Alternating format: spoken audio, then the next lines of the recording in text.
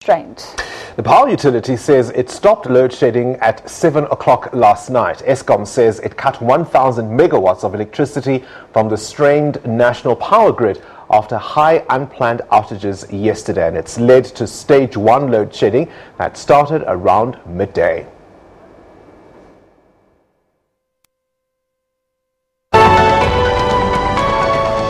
State of the system briefing last week, Eskom said while distribution, transmission and Kuberg are operating efficiently, the rest of generation faces operational challenges.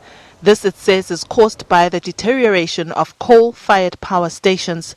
10 of its stations have less than 20 coal stock days, and that load shedding cannot be ruled out for the remainder of 2018.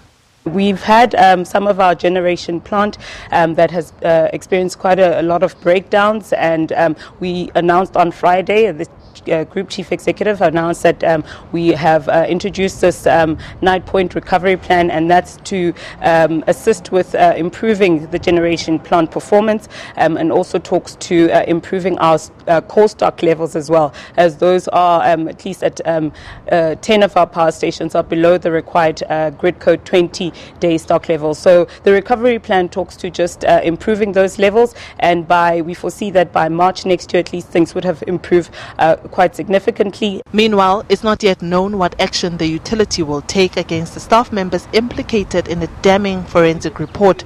Motaye says Eskom is still studying the report. We are still studying that report, and we would be able to comment in due time. The power utility advises customers to keep checking their load shedding schedules on the Eskom or municipal website, and also to plan on the assumption that load shedding will take place. Diabosito, SABC News, Johannesburg. Well, now the power utility is also weighing on the country's growth recovery trajectory. The International Monetary Fund says South Africa's economic recovery could face plans to take the economy forward could face serious constraints. The IMF is pointing the finger at the growing debt of state-owned companies and outflows of money as a result of global trade tensions.